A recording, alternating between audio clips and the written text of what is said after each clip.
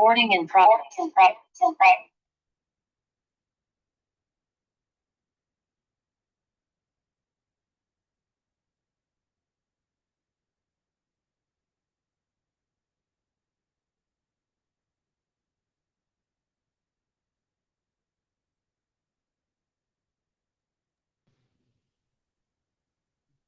Salome, you are muted.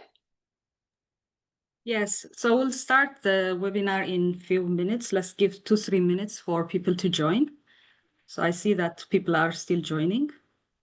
Okay. So we have started the webinar. We are just waiting for more people to join.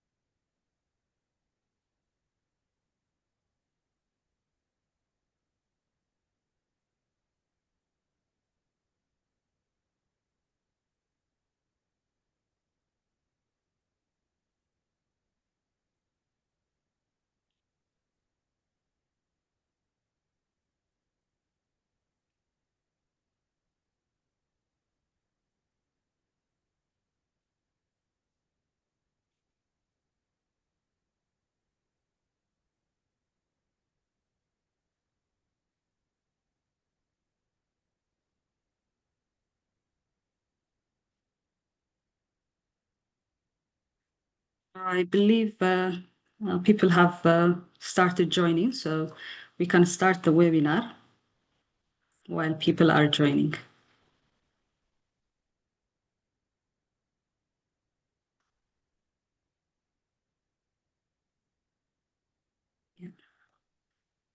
So good morning, good afternoon, good evening, everyone, wherever you are joining from. And we welcome you to today's Frontlines Learning Exchange webinar, Flex webinar for short. And the Flex webinar series is a platform dedicated to sharing knowledge. And today's webinar will be focusing on youth and women-led innovation, transforming fragile contexts through circular solutions. So for this webinar, I'll be your host. My name is Salome Gabrek-Zabiher. I'm a senior researcher at the International Water Management Institute based in our West Africa regional office in Accra, Ghana. My colleague Tosin Somorin will also be moderating a session in this webinar. So just to give you a little background on the Flex webinar, it's a series, it's a webinar series, it's a platform dedicated to sharing knowledge, fostering collaboration, and inspiring collective action in fragile and conflict-affected settings. So the webinar is an initiative led by the International Water Management Institute and its partners. And our aim is to bring together voices from the front lines, those who are working every day to build climate resilience, strengthen food and water systems, and turn challenges into opportunities for sustainable development. So today's session is very inspiring. It focuses on the role of youth and women innovators who are reimagining fragility through circular solutions. That is turning waste into value, turning scarcity into opportunity and creativities, and local ideas into livelihood solutions. And this webinar series is organized in collaboration with C4ICRAF and the UNHCR. So over the next hour, we will hear from inspiring youth innovators, practitioners, as well as researchers and partners who will share how circular economy models, from green enterprises to local recycling networks, are driving inclusion and livelihoods. So whether you are coming from or whether you are joining from an implementing or from a research institute or a development organization or a humanitarian agency, we invite you to engage and share your insights and help us strengthen the learning community that this webinar or this Flex represents. So in that spirit, we would first like to know where you are coming from. So we'll kickstart with a Mentimeter, where you will have, we will provide the Mentimeter. You could go to menti.com and you put the code, or if you have your mobile with you, you can also use the QR code. And we'll give you 3-4 minutes to respond to one question to know where you are coming from.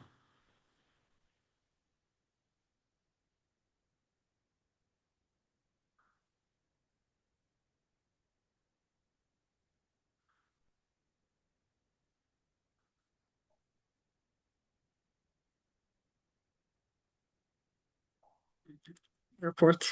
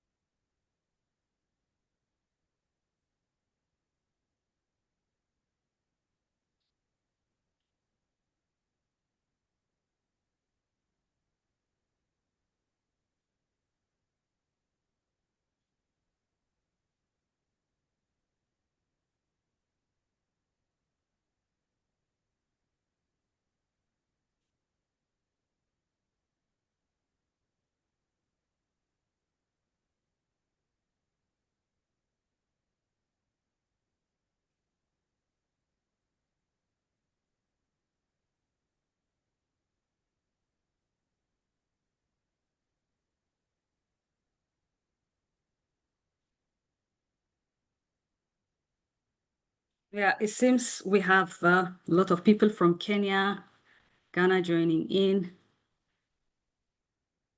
as well as from Europe, Sweden, Netherlands. This is great. Thank you all for joining. This is great.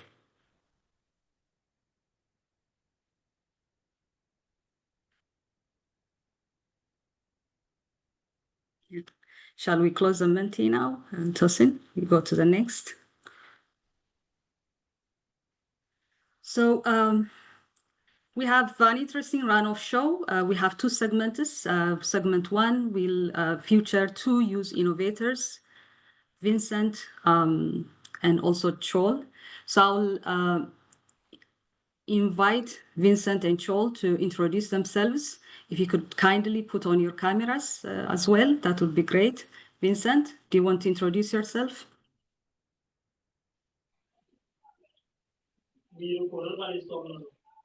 Yes, good morning, good afternoon, from wherever you are.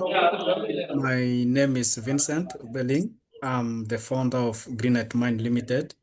We are a social enterprise based in Turkana County, especially in the Kakuma refugee camp. And we have been founded since 2023. We are transforming metal waste and organic waste into clean cooking technologies, specifically in affordable clean cook stoves and also clean fuel for the low-income household who are in the Turkana County and the surrounding host community. And I look forward for more interaction during this call. Thank you. Yeah. Thank you, Vincent. Chol, do you want to introduce yourself?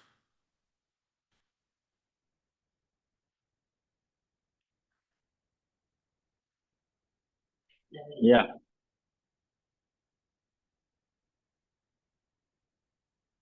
You are muted. Unmute Let yourself, me Chol. unmute. Yeah. Yeah, I do. Okay, my name is Solga Jang Yak. I'm from Jawi Refugee Camp, Gambela, Ethiopia. I'm West for Value Association member and leader.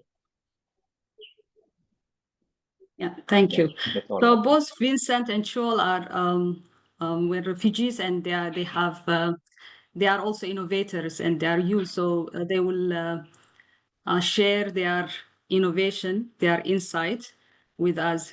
So I will start with Vincent. So Vincent, you I mean, each of your enterprises, actually, both of you, emerged in response to real challenges in fragile or resource-limited contexts. So, Vincent, could you briefly describe the problem you set out to solve and how circular solutions work in practice in your case? And what impacts have you achieved so far?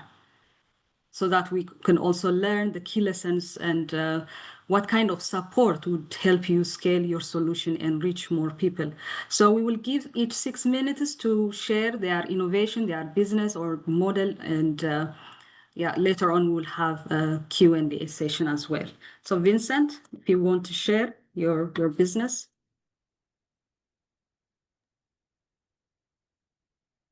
Thank you, Salome. Once again, my name is Vincent, and I'm a refugee from Congo, DRC. I left the country since 2016 and to be housed in Kenya in the Kakuma refugee camp. Converting waste into clean energy, it's one of the vision we always have, and it's the vision we always work for. And serving the vulnerable community living in the refugee camp has always been one of the most, attractive things we have been working for. So I don't know if you will have the slide so that you can move based on what's on the slide. Thank you. So in 2023, we registered a company named Greenet Mind Limited, which is a social enterprise specifically with a vision of creating a world without household air pollution. This is for a balanced environment in Africa. The vision came from having most of women in the Kakuma refugee camp spending over 5 hours in the bush looking for firewood, which was also affecting, the school dropout rate for girls who are to spend 2 to 3 days in a week, to look for firewood, and which was not really supporting their education, exposing them to all kind of risk in the bush, like rape case, in the bush, and all kind of insecurity when a woman is alone in the bush for over 5 hours. So it will take almost 5 hours for a woman to collect firewood and 3 more hours to cook, which was almost 8 hours for a professional woman in a town or in a city to spend on each in the office. So when you realize the kind of time they were spending in the bush exposed to all kind of risk, I myself, uh, having a wife, it was something I shouldn't tolerate, and something has to be done. Now, using this kind of firewood, we're exposing them to household air pollution, and with the current report, it's killing more than 21,000 Kenyans annually. So how to solve the problem? We have to collect metal waste to transform the metal waste into clean cook stoves. And the process, normally how it works is by collecting from the scrap metal dealers, where we send them to a design from our team. And then from the design, we give them a shape, then we move them to welding in a welding process. And then we have a group of women who are working also with us, who go through the assembling process and the finishing. Then from there, we have a well-packaged double burner cook stove, which is ready for use. But then on the other side, having only cook stove was not enough. So we have also to convert organic waste and also agricultural waste into a kind of clean fuel, which is currently decarbonized briquettes.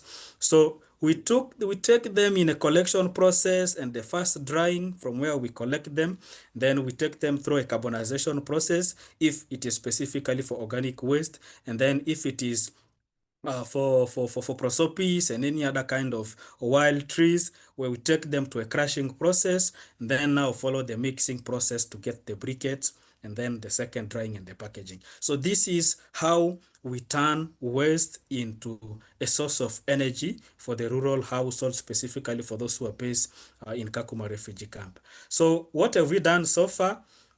We have collected over 700 kilograms of metal waste to produce 3,500 cook stoves.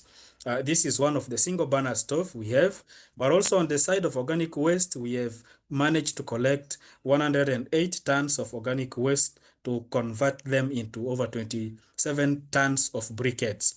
And by doing this, we have created job for 23 youth who are based in the Kakuma refugee camp. Those are women and youth.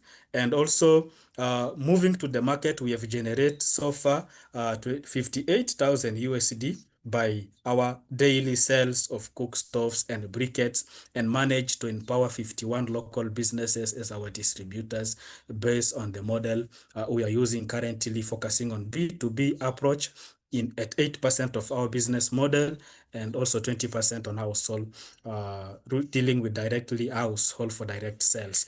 So apart from the impact, if you can move to the next tab, we have also managed to partner with organizations like UNHCR, especially by operating in the Kakuma refugee camp, and to access easily the market. We have been supported by SNV, but also running a business in the camp without external support is a bit difficult. So we have to partner with KCIC, USC, and also Ashden, from where we managed to generate over 40,000 USD in terms of grants to support our initiative, but also in terms of research and also testing our product. We have been supported by KIRDI and eCraft, specifically for the scientific aspect, to ensure what we are doing is also in line, with the policies and standard of the government where we are hosted. So basically, this is what we are doing in Kakuma refugee camp, empowering young people by transforming waste into a source of energy, which can prevent, women from being exposed to respiratory disease and all kind of illness which may come from not using traditional cooking method. So thank you so much. I hope we may interact more during the time of questions to understand better what you are doing. Yeah, thank you for that, for sharing that insights, Vincent. This is really a complete integrated circular economy solution. You are addressing not only the cooking fuel itself, but also the cook stoves that goes also with it. So thank you for sharing. So participants, audience, please, if you have any questions for Vincent, please drop it in the chat. We will come back to it later on. So now I go to our next speaker, Patrol. The same question for you as well. So you are also going from Kenya now to Ethiopia. So you are also involved in youth-led recycling enterprise. So I'll repeat the question. Could you briefly share describing the problem you set out to solve, how circular solutions work in practice in your case, and what impacts have you achieved so far, and what do you need in terms of support to help you scale your solution and reach more people? Over to you, Joe.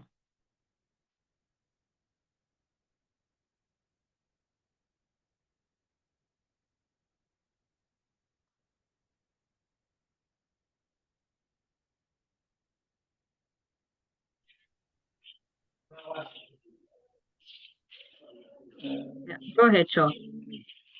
I just wanted to share my screen.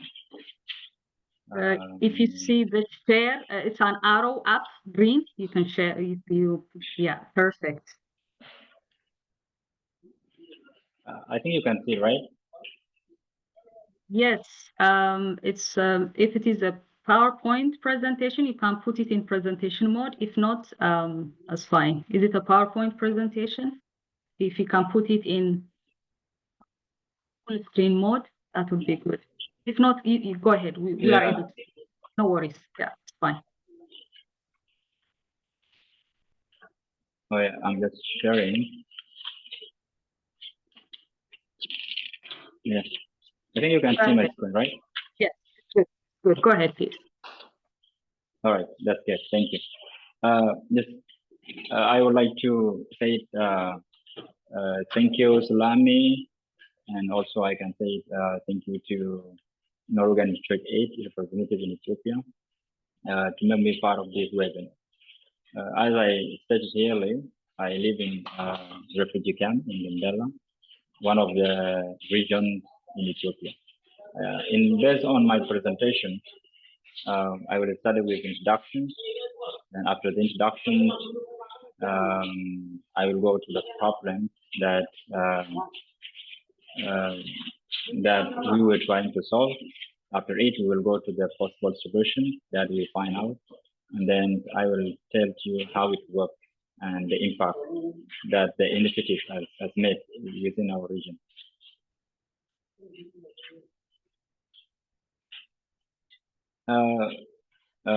With introductions, the West for Balio was a pilot project. It was launched in Jawi refugee camp. At that time, when it was launched, there were new proclamations from the government. And the proclamation is, refugee has a right to work.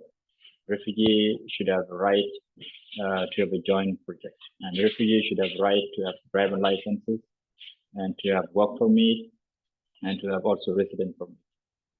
Based on these proclamations, we refugees, we began to organize ourselves so that we can just respond to the need that we have seen within our communities. As we all know, wastes are everywhere. Wherever there is human, there is accumulation of wastes. We have been here in this refugee camp for 5 years. And since then, we have been seeing a lot of wastes that being dumped in the churches, in the schools, in the humanitarian compounds, on the roadside, also on the stream. They get accumulated, which has caused like a risk to the environment, and in the meantime, it has also caused the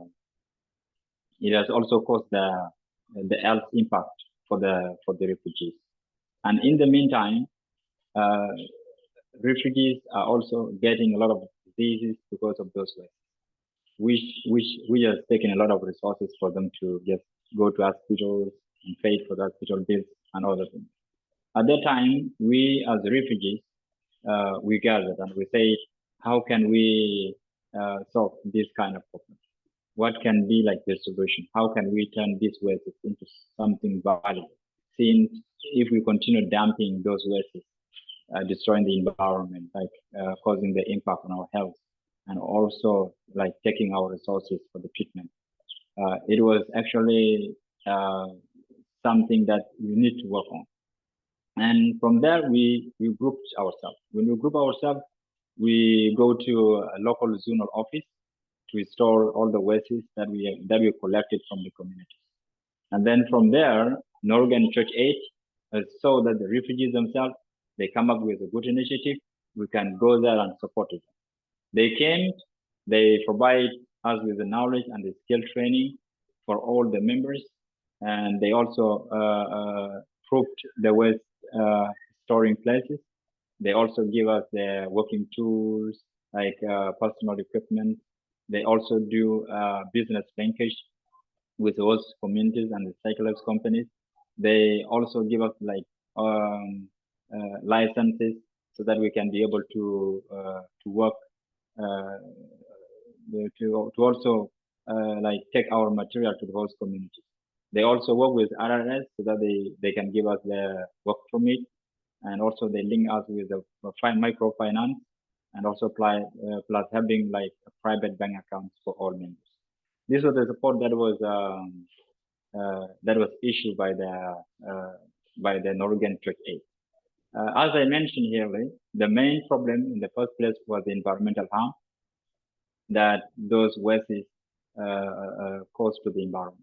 The second one was the human health impact. It was impacting the health of most refugees, and it also taking the most resources from the refugees communities.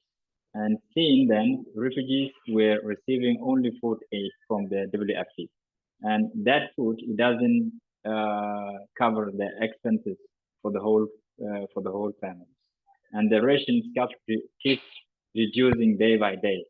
Like every year, then the amounts of food given to one person keep reducing, as we all know. And also we said, how can we also help the refugees to have additional income so that they can have so many choices. They can also increase the food that they have in their life, in their household. This is where we came up with some of the solutions that we think can work within the first time, and we have seen the progress that those solutions have made within our community. I don't know, within the next slide. Yeah.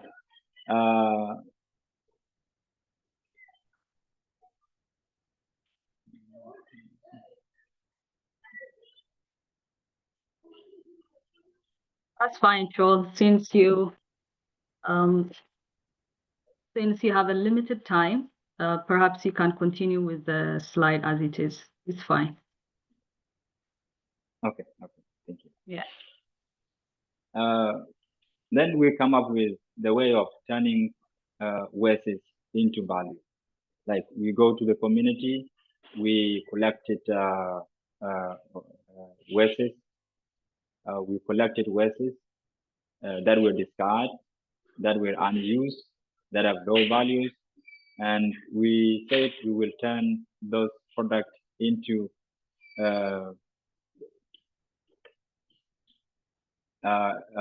product or service that can help the economic of the refugees, the social and the environmental value. From there, we work to transform waste into economic and environmental opportunities by collecting, segregating waste. We shred them, we convert those waste materials such as plastic, papers, like cardboard, and scrap metal generated from the household, from food distribution centers, from marketplaces, from social service institutions, and all those offices. And we turn them into recyclable resources or recyclable materials. We are emphasizing the waste reduction, reuse, and the recycling in the meantime. As a waste collectors, our role was we have strengthened the waste collection. Like we go door to door, we go to the market offices, as I just mentioned, and as you can see on the screen. From there, we also assign some of the members that can work to go to some offices to collect those wastes. After we bring them into our workplace, we segregate them. We put wastes that are in the same group in one place, and then we ask for the vendors from the host communities. And then those donors will come, and then they will take those wastes to Addis Ababa. NCH, as I mentioned earlier, has supported all our waste collectors with the capacity building material, as I said earlier, and also they were advocating for this project so that it can work well. And we also get support by giving us the land where we put our wastes, where I store our wastes. We put our activities in that place. This is the thing that we get from NC. The way that it worked, we just collected them from the from the places where waste are accumulated, and then we brought them into the compound. Then we gathered them. Then we asked for the vendors. We transport them. The transportation, it will be taken to Addis Ababa in the recycling companies. We have aims, like the members are around 250 and 21. 8 of them are male and 213 are female. They are directly benefiting from this project. They have collected 200,504 kilograms. And we have earned around 5,194,000 bits. From the third bottles, we collected 3,761 kilograms third bottles. We also collected. We earned around 26,333 Ethiopian bits from this project. This is the impact that we get from this project. The first thing is we get environmental protection. We created new jobs, and also we make social cohesion and peace building with the host communities, since we are cooperating with them in this project. Positive contribution to the country economy. This is one of refugees communities. They have so many options. Now they have got that they just buy it with the money that they earn from this project so far. We turn some of them into valuable things, like this is now a toilet. We just build it with the bottles that we collected from the communities. We just put sand inside the bottles, and then we buy small cement, and we can build a beautiful toilet with it. You can see some of the pictures here. This is now a toilet, and also this is a toilet. This is a boat, a canoe that we just use so that we can cross the river if we want to go to the other side of the river. This is the impact that we have seen from the community. As we are reusing, we are also building ours with those waste materials. Now those are bottles. We put sand inside to build the house. Now this is now ours. You can see how it's now being built. This is now the beautiful home. We made it using only bottles, and most community in the first place they thought that it's something. Bottles are just something that we can destroy. But we have seen in other side that they can be, in the meantime, a valuable resource for our communities. Also, we have pushed other uses so that they can turn those wastes into values. And one of the host community members, they begin to use fuel from the plastic waste. They get convinced, and now they can produce this kind of fuels.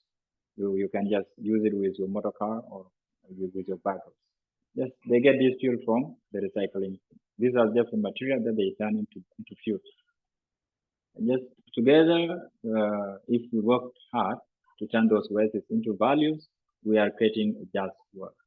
Now, this is the end of my presentation. Thank you very much. Thank you, Joel. This is indeed very innovative business, because it touches on the whole value chain, right? From waste collectors to segregation, you have also waste dealers. And it also highlights the importance of partnership between innovators, NCA as an implementer, and the community as a whole. And it's also impressive that you have 221 members, and you are also building social cohesion and peace building through circular economy, innovations, and solutions. And this is something that we are also working in at IWMI. We have also this research group, which is looking at the fragility and conflict affected areas. And one of the key aspects that we look at is creating social cohesion and peace building through different solutions. So, and I love the boat that you have built and the house that you have built with this plastic bottles. It's quite impressive. Thank you for sharing. There are a number of questions on the chat, but we will have a Q&A session later on. I will hold on for now so that we go to our next segment. There is a segment on panel discussion, but before that, we would like to engage our participants as well online. So go to your Mentimeter that you have used previously if you are joining in late. So go to menti.com and use the code, and we'll see the question, and if you can respond to that. We'll give it 2 minutes because we are running out of time, so that we have ample time for the next session.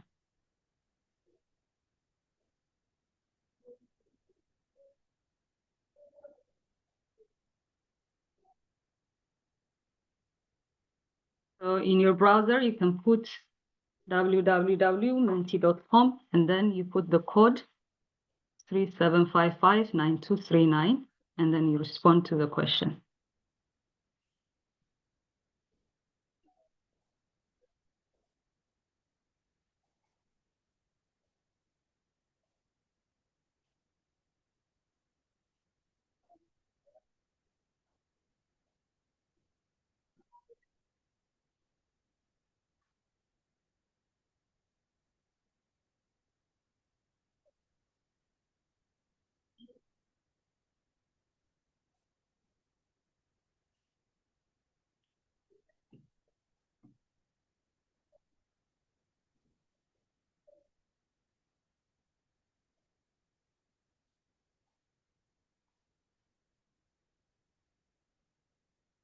Tosin, are we getting any response or?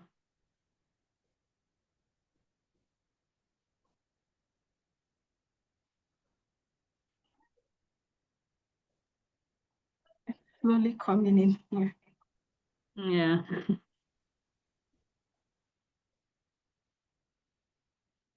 So funding and infrastructure is coming.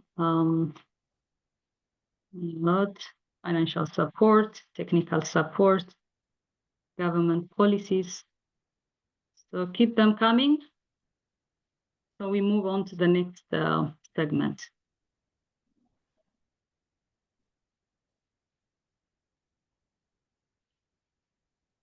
So I'll share from my side. Right, okay. I'll stop sharing.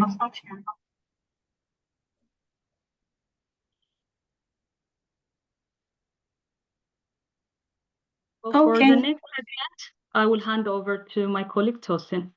Yeah, so Tosin, over to you. Thank you very much, Salome, and want to say a very big thank you to Mr. Vincent and Joel for that insightful presentation. So this segment, it's a panel discussion, and I have with me, if you permit me to use your first name, Hannah Gont, who is a Senior Livelihoods and Economic Inclusion Officer at UNHCR Regional Bureau for East, the Horn and the Great Lakes, quite a mouthful. And we have Monday Albert Akim, who is an environmental officer at Danish Refugee Council, Uganda.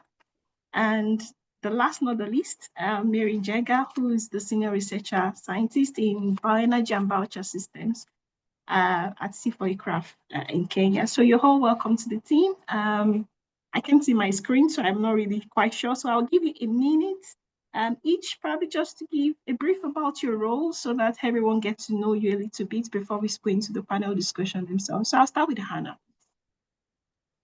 Hi, thank you. So I'm Anna Gond. I'm the Senior Regional Livelihoods and Economic Inclusion Officer at UNHCR in the regional office, which means, and actually now we have extended beyond Eastern Horn and Great Lakes region, also covering Southern Africa, which means I work predominantly on issues regarding policy change for economic inclusion, but also around innovative solutions and other aspects related to the presentation today. Thank you. Okay, we'll go for Mary.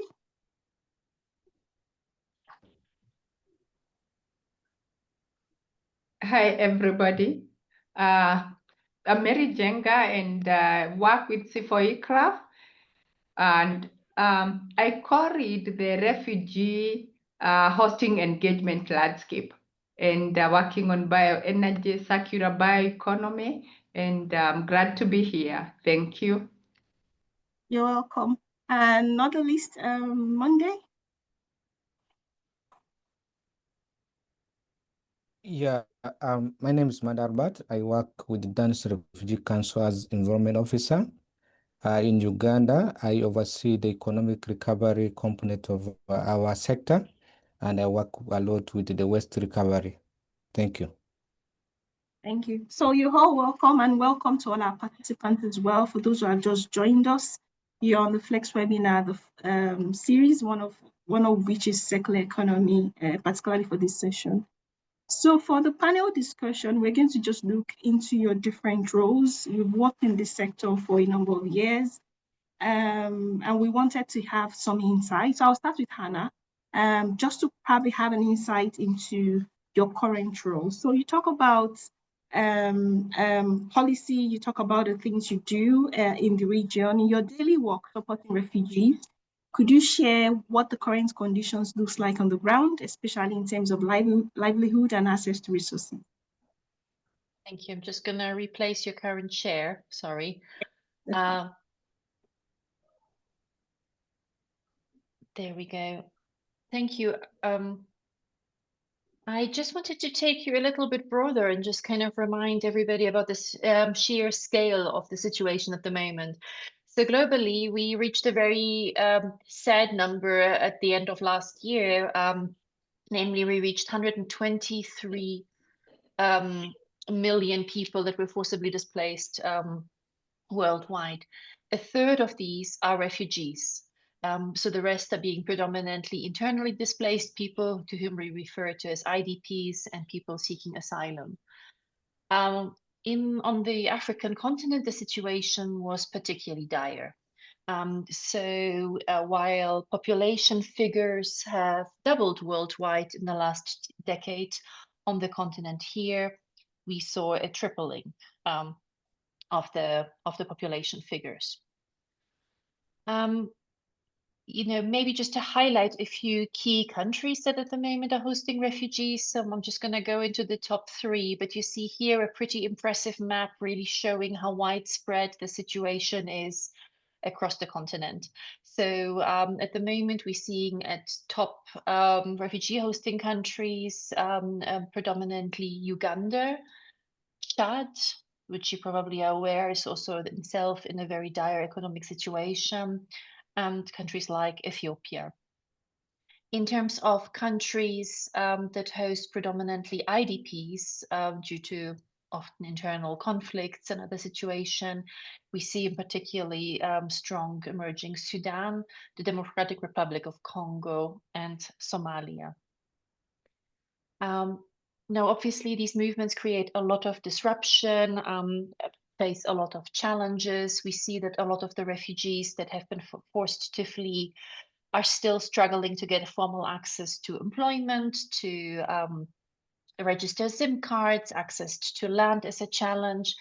But all of these challenges are further aggravated by the climatic situation. And here I'm zooming in a little bit more on the situation here in the Eastern Horn and Great Lakes region, just to show you, we have done climate mapping together with the CGIAR umbrella organization and migration and climate team sitting in Geneva. The map here shows you in red the areas that will have triple or quadruple stressors, heat, floods, severe drought. The yellow area is an area which shows you very high climatic impacts, and we're looking really at the next 10, 20 years. And what we have seen that unfortunately refugee hosting areas are very strongly overlapping with the areas that will have, the triple burden and also very strong climatic impacts that we really have to brace ourselves for. So maybe I'll stop here with the general first scene setter. Yeah, I think this is a very, very, the data set actually it's mind-blowing because it provides the scale of the challenge, like you said. If I could follow up with a question on where do you think we should prioritize effort to create a meaningful impact in this setting? I mean, given the different challenges you've identified. Thank you. I mean, frankly, I think the two presenters before me already did a fantastic job really highlighting what really is needed. So we are in a situation where resources are dwindling, right?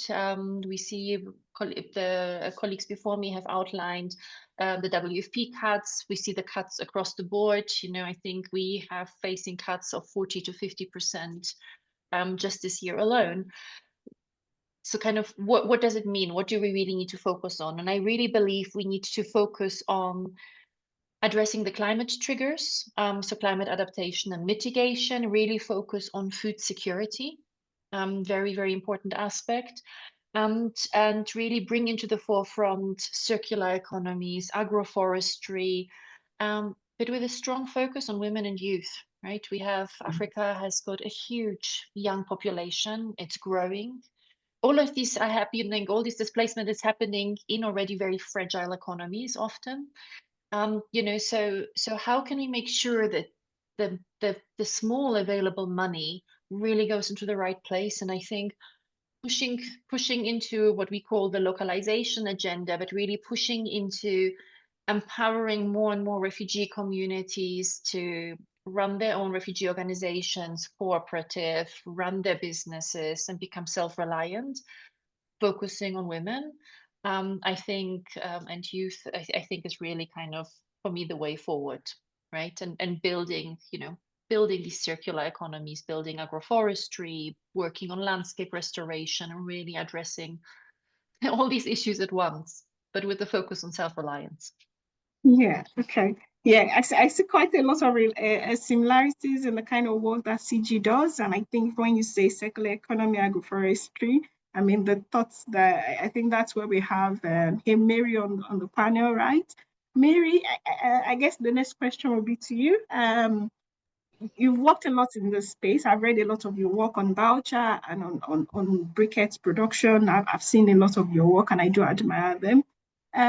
Where do you see CGI and C4 have been advancing research in the circular economy space and nature positive solution. And how are these innovations being adapted or scaled in this context, particularly to empower youth and women? And I think Hannah nailed that we really need to prioritize women and youth. Over to you. Thank you so much. I think what's happening here is that as we have seen, when we posed the question of what's needed, there were some issues which were coming out, and one of them was technical capacity. And what's working well when we have been working in this context is that capacity building is really very important for innovations and scaling. And when we talk about capacity development, it's really that capacity that is anchored on the ground.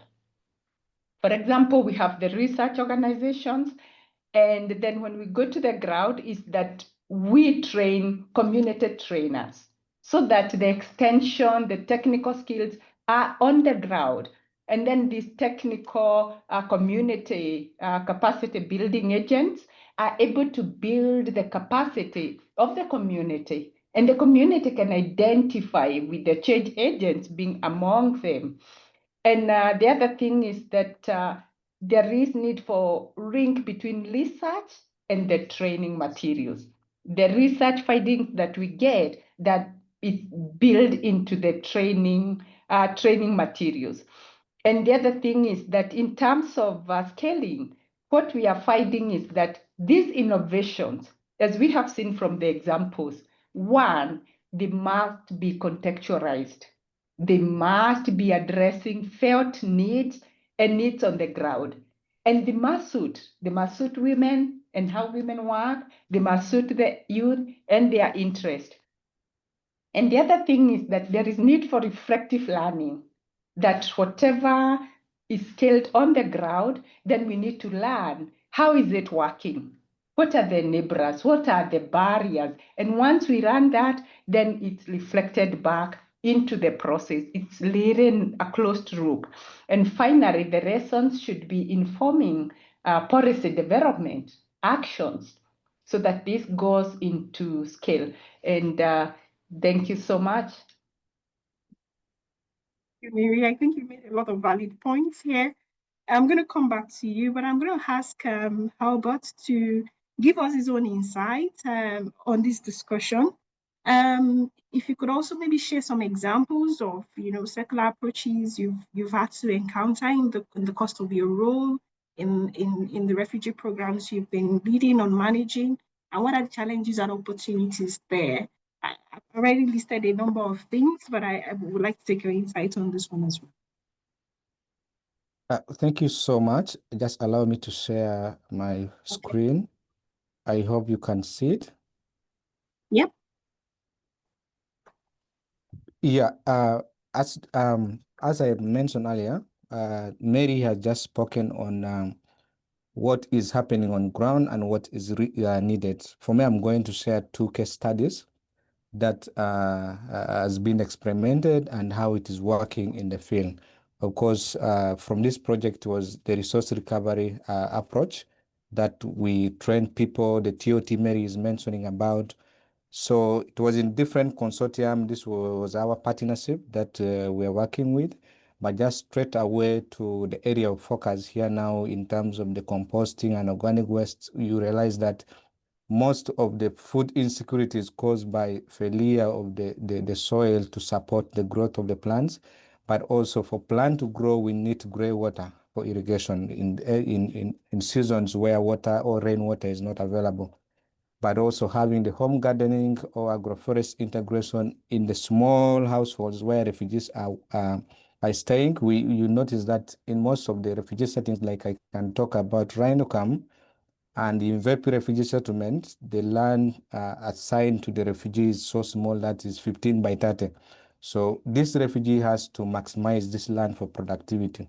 So one case study is turning training to self-reliance. This is one of our participants under the economic recovery, and she's 29 years old, a single mother, a refugee who is staying in Uganda from South Sudan.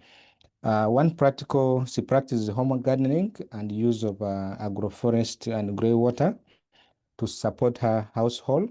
And she also grows bananas, eggplants, onions, and tomatoes. We can say those are the vegetables that each family needs to have to enrich their nutrition, but also the growing habit of the children that need a lot of nutrient. She has 3 children who are at school, but sometimes also supports them with medication. So this demonstrates, this is a typical example of a women-led circular farming boosting food security. On this is how she transforms waste. In this bucket, this is a waste of a cow animal manure from the goats, from the chicken, from the cows, from the neighbors. And then in this image, she's using the waste or the grasses that people, in most cases, burn it out. They say this is useless. But because of the capacity that Mary talked about, that we have been mentoring them through the TOTs, she is now seeing a value in this waste. And you can see how the banana is looking like. From here, she's trying to use the gray water from the washroom. You know that we use almost a huge water when you are bathing. And if your household has a family size of 5, that means maybe if somebody is using 5 liters, that's a lot of water that can support the production. You can see how the banana is.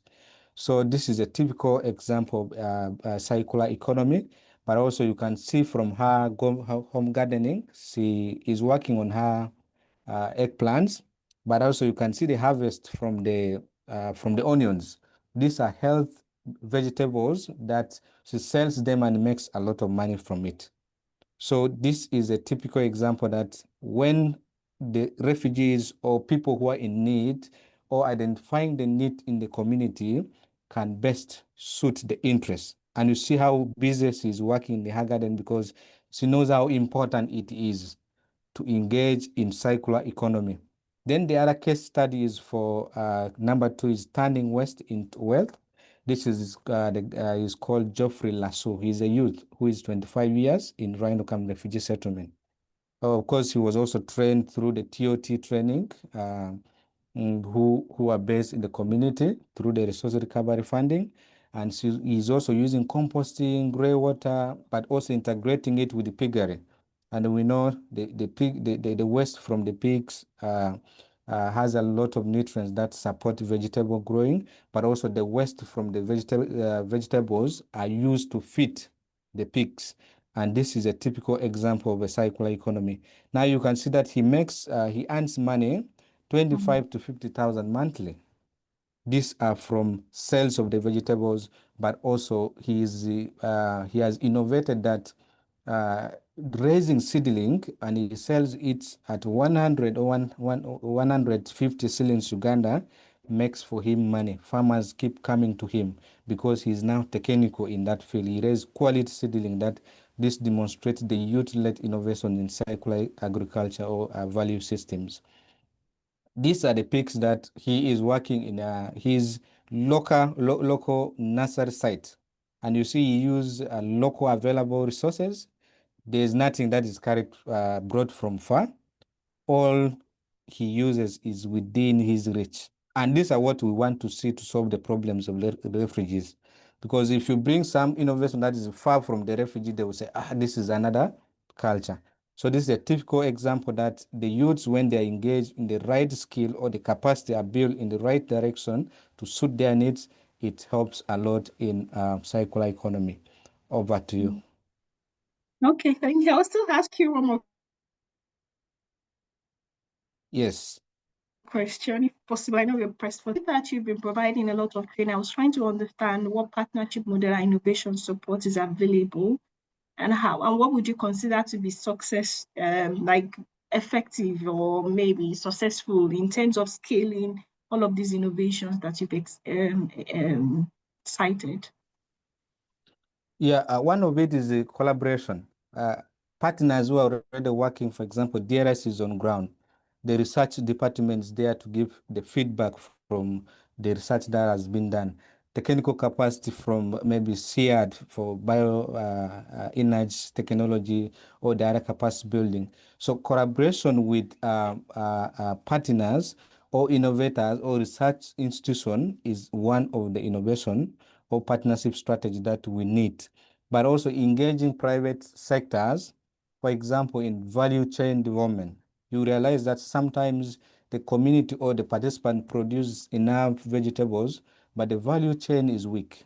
But now if we have private sectors, like for us in Uganda, DRS is working with one called OMIA, they come and buy the produce from the farmers at their door, not the farmer going to the market. This is one of the partnership that, if it is enhanced, it supports in promoting the innovations, but also support to innovation hubs like business incubation or within the refugees, coming up with ideas that can help solve problem within the refugee is very, very important. But also co-creation with refugee entrepreneurs. These entrepreneurs can be people who can take the waste that you already processed from this farmer, linking it to another farmer who is far, like a middleman. These solutions could help enhance the innovation or scaling up impact of partnership in the host community, in the refugee and host community. So in terms of the innovation support that we may need, one is flexible grants. You see, in most cases, the fundings come with strict policies. Go and do ABCD. So if the funding is not flexible enough, you have a learning or experience in the field that could be of importance when incorporated in the funding, but donors sometimes they tend not to be flexible enough. So if we have grants or microfinance that are flexible enough, after knowing that this is the lesson learned and we need to go this direction to address the needs in the community, it's a good innovation support that could address. But also interventions like co-designing with the communities, using the bottom-top approach, bringing the community together. What are your problems? What are you facing? And how do we solve it? That enhances ownership of the project. That promotes at the end, when you start training like the capacity in the field, they own it. They say, this is for my need. They don't say, this is DRS innovation or this is DRS project. They say, this is it to address the needs that we have.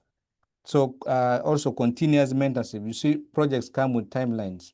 And once the time is gone, that means the technical staffs who are working, they don't get the money to support their trainings in the field. Their contracts end with the partners.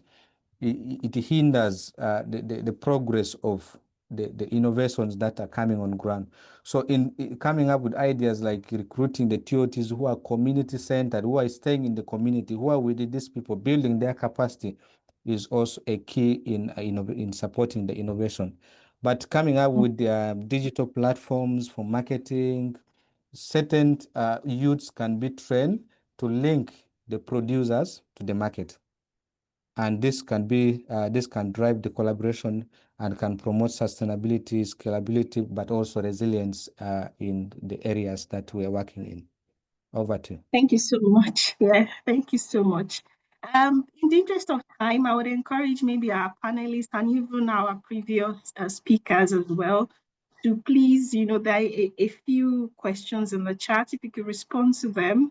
While I take a bonus question from all the panelists, I know there are many researchers on this call. Many of us are doing different types of research on our own.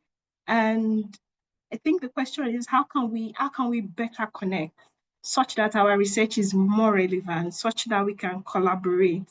And what do you think is the role of CGIAR in this aspect? I would ask from Hannah first, and then I'll take take Albert next and then take Mary last, if that's okay. Oh, perfect. How can we more collaborate? I think for me, kind of three big themes. One of them, policy, right? Policy does not just mean that refugee policies have to be more conducive to socioeconomic inclusion, but it means agricultural policies, forestry policies, right? All sorts of policies that are present across the continent at a national level have to include refugee hosting areas and really account and budget for it, right? Including in the different climate programming. The second topic is research. Really make sure that the research also speaks to practitioners. So, you know, I always encourage people, when you publish a 200-pager, do also a 1 or 2 pages for, like, you know, for the practitioners who just need the top line. So make research digestible so it can be used in daily life. I loved the last intervention also highlighting refugee-led research, right? Bring on board refugees as enumerators, as researchers, build the capacity, because these are the capacities who stay when we have to go. And then last thing, scale. Scale, scale, scale. You know, we have piloted over the last decades and decades and decades. I don't think we need many more pilots. I think we need to look into what has been piloted, what has come out of it, and really change things, right? Change the entire landscapes, right? Not just pilots. Thank you. Thank you very much. Obviously, Albert, in a very few words.